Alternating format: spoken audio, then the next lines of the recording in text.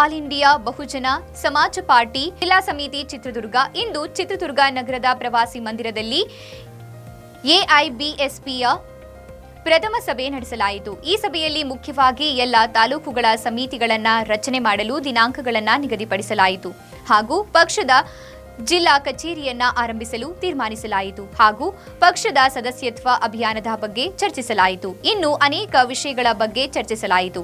ಈ ಸಂದರ್ಭದಲ್ಲಿ ರಾಜ್ಯ ಸಮಿತಿಯ ಕಾರ್ಯದರ್ಶಿಗಳಾದ ಕೆಎನ್ ಟೆಪ್ಪ, ಸುಂದರೇಶ್, ನವೀನ್, ಲಕ್ಷ್ಮಮ್ಮ, ಜಿಲ್ಲಾ ಸಂಯೋಜಕರಾದ ಕೆಪಿ ಶ್ರೀನಿವಾಸ್, ಮಹಾಂತೇಶ್ ಇನ್ನು ಅನೇಕ ಕಾರ್ಯಕರ್ತರು ಭಾಗವಹಿಸಿದರು.